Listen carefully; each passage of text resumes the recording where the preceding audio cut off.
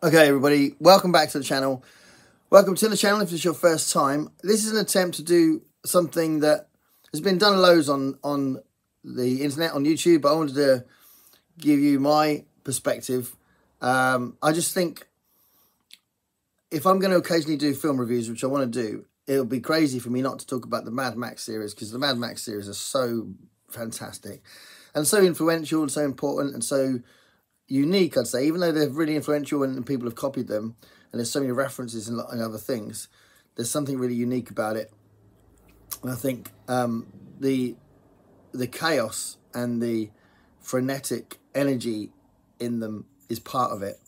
And George Miller's approach as a creator and a director, and the Australian tone, because I think they do feel really Australian. There's a bit of a link you can make to the Western style, the American Western style, but I think they feel really Australian. You might know that one of my favourite shows is Farscape, and again, that feels really Australian. And there's this sort of humour and posture, and there's something about the way people act in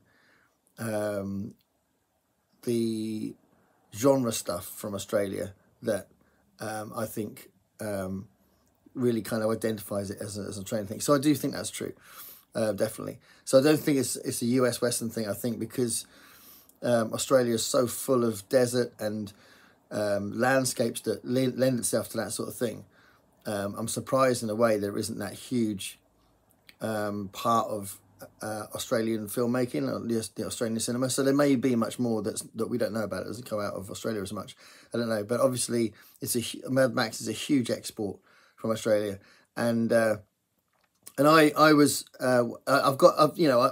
old enough to have had the first trilogy as a major part of my childhood. So the first film came out in 1979, Mad Max, and I was only 8 when it came out. So by the time I was watching I watched the second film as it came out. So the second film came out in 1981. So I was 10 then. So that was like really brutal and violent for a 10-year-old to watch. And the first, and then I saw the first film afterwards. So the second film was the first film I saw. But it was a huge hit, the first film. And I knew about it, but I was very young. But then by the time I did see it, it really creeped me out. I think it's a really uncomfortable film. And I think the thing with these films, I think it's different now. We've been desensitized to it, I think, a lot. But these films are really bleak. Everybody in the film is just a horrible character. There's not very many likable characters, but you're watching these unlikable characters interact and battle with each other. It's a battle for survival. It's this sort of post-apocalyptic chaos where they're fighting for resources, they're fighting for their lives, and they're fighting for dominance sometimes, depending on what the character is, or they're just trying to escape and they're just trying to get by, like Bruce Spence's pilot of that strange aircraft he's got in Mad Max 2 and Mad Max 3. I'm sure he's in Mad Max 3 as well. I know he plays someone else, doesn't he, in Mad Max 3? Bruce Spencer's in it, but he's playing someone else. But that character in Mad Max 2, he's there not as a dominant, superior character. He's there as an interloper, someone that could sort of help out. But yeah, all these characters are trying to survive. They're either trying to survive by dominating, or they're trying to survive just by getting by, or sucking up sometimes, or just being under the radar. And I think the world that's built in these films is incredible. Absolutely amazing. So, yeah. That's kind of where I was when I was young. So I watched the first three when I was really young. And I really like the third one. So the third one is a bit of an odd one out. And it's got a very different tone to it. And it's... some people just don't say they just don't like it. I loved it when I was a kid. And as I got older, I saw it again a little while ago as an adult, and I liked it, but it is different, and it's much more heroic, because Mad Max as a character is a very reluctant hero, and he's still reluctant in Mad Max 3, but it's still got this heroic tone to it. But I would argue that it does complete the trilogy quite well, because he loses his humanity in the first trilogy, but then he kind of gains it back again by the end of the third film. So I think that kind of character arc, the way they've done that, is quite good. But Tina Turner's fantastic in the third one, you know. So I think that was a great bit of casting there. But I'm kind of dipping about a little bit. Let's just go back to the first one I saw, which is really the big influence, the one that changed the cinema landscape and made this. Loads of rip-offs came out afterwards. So that's Mad Max 2. And in America, it was released as The Road Warrior. So sometimes you see it described as Mad Max 2, The Road Warrior. But it's just Mad Max 2 in a lot of places. And it came out in 1981. It made 10.8 million Australian dollars, which is huge. And when it was released in America, it made $23 million, which I think is fantastic. And that's why it became mainstream. Everyone saw it. It was a big deal. And I remember me and my mates were desperate to see it. We got out the video store, you know, which would have been like a Blockbuster kind of place. You know, that obviously Blockbuster's the most famous one, but there was video rental stores everywhere. So we would have seen it from getting them out of the video rental store.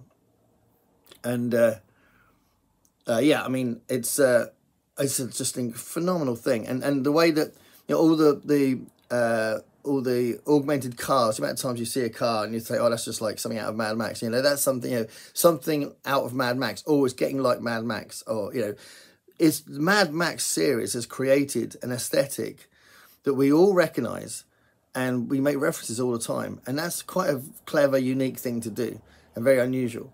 And all the cars that were kind of made in there, all the vehicles and that, the costume, the makeup, the way that there's like this sort of punk feel to this science fiction dystopia thing, where the post-apocalypse has been created by environmental change and human greed, and, you know, the way that they've just destroyed the resources and all that sort of stuff, and they've affected the environment. All that sort of stuff has created this post-apocalypse, and this sort of punk look on the crazy characters that are in Mad Max 2 is very deliberate. So the costume designer was a punk. So she influenced the design of the film in that way, clearly from George Miller's direction. But yeah, that's a fantastic part of Mad Max 2. The whole feel of it, you know, the wonderful way that Max's character is motivated by this feral kid, and the way that you got this sort of the introduction where he slowly discovers this war between those people dressed very obviously not in a punkish way, and the sort of biker gangs that they're going up against, and the way that kind of develops, so he helps them out, is just fantastic. So yeah, Mad Max 2 is just phenomenal, absolutely phenomenal. I've seen it so many times and I love it. But Mad Max 3, yeah, I think it's I want to watch it again actually, but that was interesting because I watched a recent video. This guy, what's his name? Matt Draper, I think his name was. I'll link the video below because it's really good, where he was doing this like appraisal of Mad Max 3, which has been pretty much put down by the Mad Max fans in lots of ways, or at least not the Mad Max fans necessarily, but the people who have watched the film and want to comment on the films. They say that that's the weak one.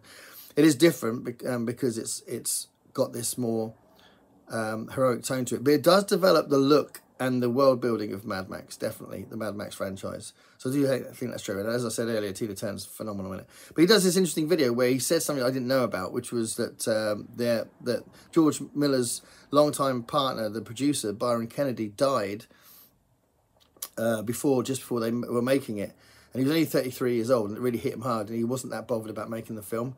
And then he was persuaded by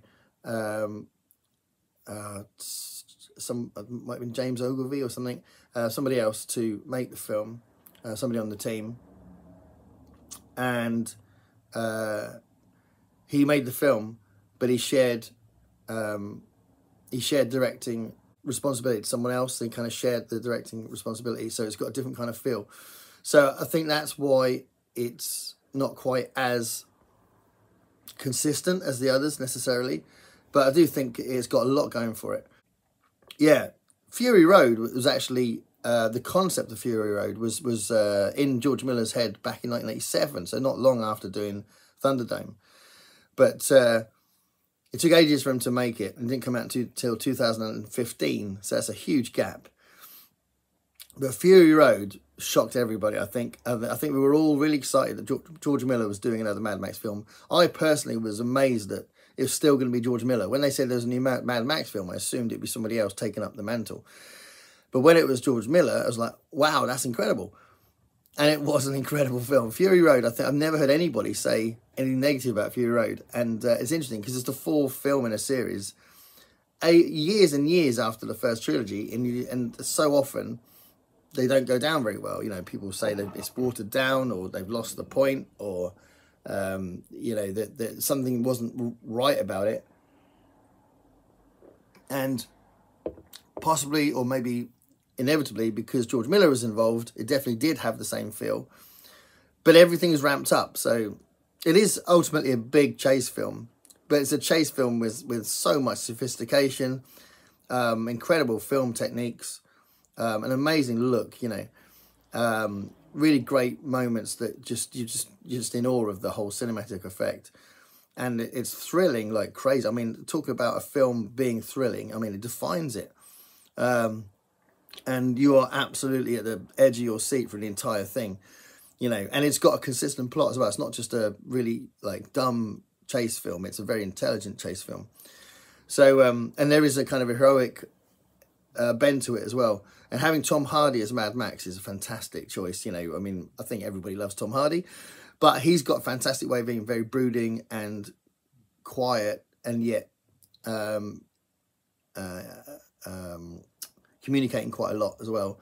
And Charlize Theron was a brilliant choice as well for Furiosa. The whole thing was just brilliantly made. So that came out in 2015. It actually got 6 Academy Awards as well, which is quite cool. So it was very appreciated by the critics and by the Film Academy, you know, the kind of the community. But I think everyone I know loves that film. So that's really awesome. So now this year, Furiosa's come out, and I've seen it, saw it yesterday. Absolutely amazing. I'm a little bit disappointed that it's not doing very well, because I think it's unfair, because I think it's a fantastic film. It's definitely one of the best in the series. And it's brilliant the way that they chose to go into the backstory of Furiosa. Anya Taylor-Joy was a brilliant choice to play her. The plot is fantastic. The plot's probably the most interesting plot out of all of them, I'd say. So is it not done so well at the box office because people aren't looking for plot for Mad Max films? I don't know. But that's done so well, the way that it pieces together, and her motivation for the whole thing is brilliant. Chris Hemsworth is an absolute inspiration as Dementus. I mean, he's really funny. He's naturally funny in a lot of films, but his lines are really good, and he delivers them not only really well, but actually very consistently Dementus. So he doesn't really necessarily, if you didn't know it's Chris Hemsworth, because he's got some extra makeup, so you can't tell it's him as well, you would not know it's him from his mannerisms and the way he plays it. And that's really clever. So Dementus is his own thing. It's not Chris Hemsworth playing Chris Hemsworth. And he's so impressive. He's a really underrated actor, I'd suggest. So yeah, Furiosa is built around these 3 main areas.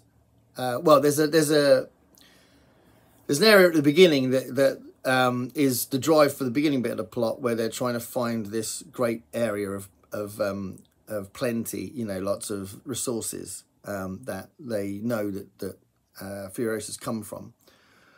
And that's kind of just to set the thing up. That's like a prologue. But the main part of the film is about the Citadel again, which was like a big part of Fury Road. So the Citadel is still in it a lot, and Immortan Joe is a big villain in the new one. So, because a lot of it's about Dementor squaring up with Immortan Joe. So that's a big drive in the film, with Furiosa around it. But those two are at loggerheads through the whole film. So the Citadel is a big part of it. Also, Gastown becomes a really big plot device and an area of Furiosa that's really important. and the Bullet Farm. So those are the three places: the gas town, Citadel, and the Bullet Farm, of which are these areas of development which are controlled by Immortan Joe, and it's like a power struggle. The whole film is like a power struggle, but with Furiosa trying to sort of weave around that, and it's just brilliant. It's absolutely brilliant. So yeah, I just don't think, I personally couldn't fault it, and I walked out of Fury Road thinking I can't fault that. The first three, I don't think you can fault Mad Max 2 really. I think Mad Max 3's got issues, and the first Mad Max is a great introduction, but it's definitely not one of the best ones. But as a kid, it's horrible to watch it as a kid, because people are being really horrible to each other. I mean, these films are very violent, and it's funny how desensitized we are, because we can watch that kind of violence and we just watch it, or at least I can. So I know I'm fully desensitized to stuff.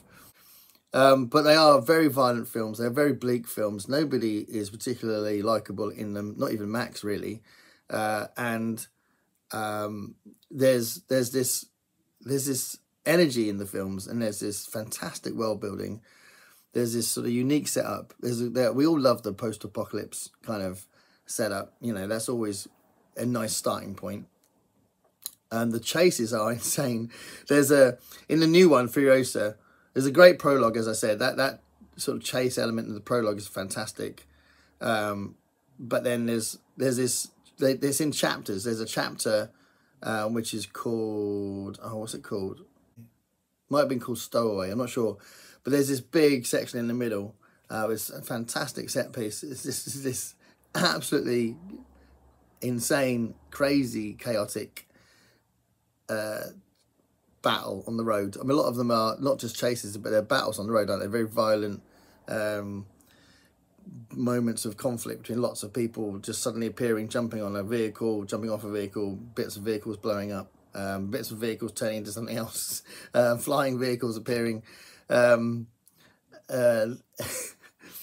just so much going on, and sometimes you're watching it just thinking, how tautly is this being directed? You know, it's so impressive the way the whole thing plays out, and you're absolutely gripped. There's lots of that going on in Furiosa, but there's lots of plot as well. So yeah. So a fantastic film that followed Fury Road. I wasn't aware there was going to be a new one, but there is apparently going to be a third one. So there'll be hopefully two trilogies by the end of all this. There's one coming out called Mad Max: The Wasteland. So apparently Mad Max coming back for that as a character, because he wasn't really in Furiosa. Yeah, that's I can't wait for that. It's gonna be awesome. But hopefully, if Furiosa hasn't done so well, maybe it do better as time goes on, and it doesn't get seen as an actual flop. Just maybe something that was a bit of a slow burn, hopefully. But yeah, brilliant. You could definitely go and see it if you like this stuff, because honestly, it's an amazing film with a lot more plot than the other films, but still fantastic set pieces and crazy battles on the road, as you'd expect from Mad Max. Thanks for watching. Stay curious, everybody.